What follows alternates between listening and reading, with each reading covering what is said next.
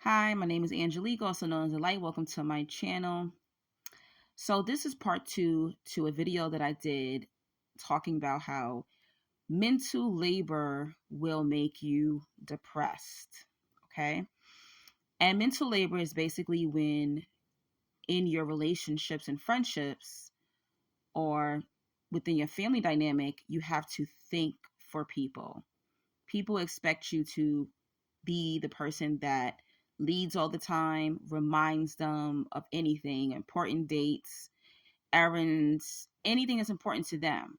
So you have to be the planner, the thinker, and this causes depression and this causes stress. And it's way too much for you. You're only one person. You should not have to think for yourself, your husband, your wife, your children, your friends.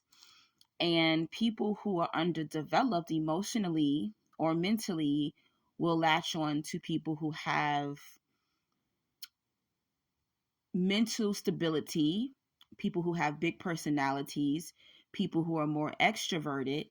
So wherever they lack, they'll latch on to these individuals so that they don't have to speak up and they don't have to think for themselves. These are the people who are unhealed, who live in fear, who are insecure, who might have mental illnesses, autism, different things like that. So they'll tend to latch on to people who have what they don't have, pretty much. So I was thinking about this and I said, oh my gosh, this is another form of mental labor. And I attract people like this. So through the years, I've attracted friends who weren't mentally, I'm not even going to name the mental illnesses that they had, but I attract people with mental illness or I attract people who have autism or who are more introverted or who are unhealed pretty much. So I noticed these friends from my past, what they will do, I call it more like a mental labor, but it's more like a psychic attack in a sense, right? And this even happens in romantic relationships, right? So, for example, I had this friend that she could not speak for herself. All right. So, those of you who your throat chakra isn't closed, right? So, if you don't speak for yourself, you will not get things that you want in life. So, these type of individuals who live in fear, whose throat chakra is closed, they're looking for people to do what? The speaking for them and the guessing and the mental labor. So their way of using mental labor on you is almost psychic in a sense, right? And even narcissists will train you, abusers will train you to basically be a psychic, to guess what they want, to guess their needs, because they don't want to be in a position where they're voicing their needs or they feel that they can't. So these individuals are like living in fear pretty much. So this girl I was friends with, if she wanted to go somewhere, she would DM me on Instagram different restaurants, events, but wouldn't leave a note. She would just send me a video of a particular restaurant or their page. And I used to be like, why is she doing this? Like, what does this mean? So I would just click like on it. And there'll be times where she would get like an attitude with me or frustrated and go, that's all you're gonna say about the place? I'll say, well, the place looks nice. Looks like the food is good. Looks like the drinks are good. And sometimes she will reply back and say, well, if you ever decide to go there, I'll tag along with you. Huh? And she did this multiple times. And I thought this was just so weird.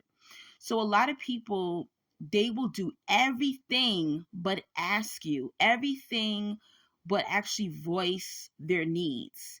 So this is a form of a manipulation tactic.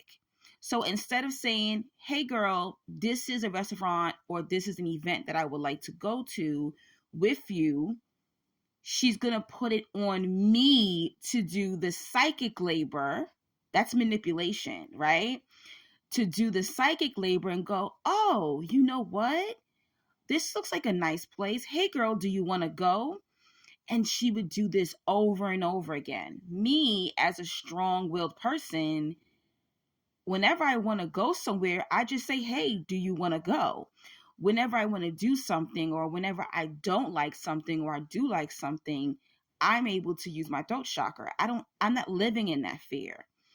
And this will even happen in romantic relationships, where I notice some men will say, well, she noticed everything else, but she didn't notice that I was unhappy.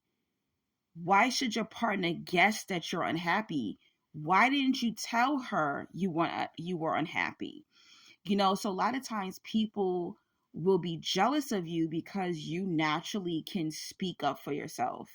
You can tell them, I'm unhappy about this. I don't like this in a bedroom. I don't like when you do this. I don't like when you talk to me this way. But they're too punk spiritually and mentally. They're emotionally immature. They live in fear. So they'll use this psychic mental labor to get you to do the work, and then they get frustrated with you. And I used to be so confused. I used to be like, why is this person having an adult temper tantrum? Why is this person screaming and crying? One of the craziest things, the same girl I'm talking about, we went to a wedding together, and I'm always taking selfies of myself. My phone is full of selfies of me. Okay, that's the Leo in me, right? So I'm at the wedding, and I'm taking videos of myself, taking pictures, of myself and of the beautiful wedding venue, of my drink, of my food. I'm just having a good time. I'm not taking pictures with anyone else, not even the bride and groom, because she invited me to this wedding. So she looks over at me and she's like, "So you're not going to take photos with me?" And I was like, "I'm sorry? What are you talking about? So you're just going to take pictures of yourself and not take pictures with me?" And I was just like, I'm so confused here. Do you want to take pictures with me? She was like, yes. I said, so why didn't you just ask to take pictures with me? Why do I have to ask you to take photos with me if you're the one who wants the photo? Huh? And this is when you know that you're dealing with somebody who's highly insecure, who hasn't did their healing work. They might have grown up where whenever they asked their parents for something, they were rejected. Whenever they asked their lovers for something, they got rejected. Whenever they got told no all the time. So now they're an adult. They haven't did their healing work. They're living in fear. Their throat chakra is closed. They do not know how to ask people because they don't want to be rejected. So they'll use these psychic attack manipulation tactics to make you do the work. And being friends with these type of people, being in romantic relationships with these type of people will stress you out. Yeah, I cut that girl off in 2023. And I have had lovers in the past who were like this too. And it's really, you can't really have intimate relationships with these people because everything triggers them. They'll blame you for like belittling them because you didn't guess they wanted food. You can't guess what they want sexually. You can't guess what they want to do for fun. You can't guess what they were thinking at that moment. So if you're doing this, I need you to know you got a lot of healing work to do. Your friends, family, and partners are not psychic, even if they were psychic. Even if I have psychic abilities, even if you do have psychic abilities, it is not their job to guess your needs. You are to voice your needs like an adult, okay? You are to allow your children to voice their needs and their desires and their wants. All right? So get to work. If you do this, this is a manipulation tactic that you developed probably since childhood because you got told no and now you live in fear and you're pushing your friends and your family and lovers to do the mental labor for you. This is a manipulation tactic, okay? Don't forget to donate. Don't forget to like. Don't forget to share this video and comment below if you ever experienced this form of mental labor.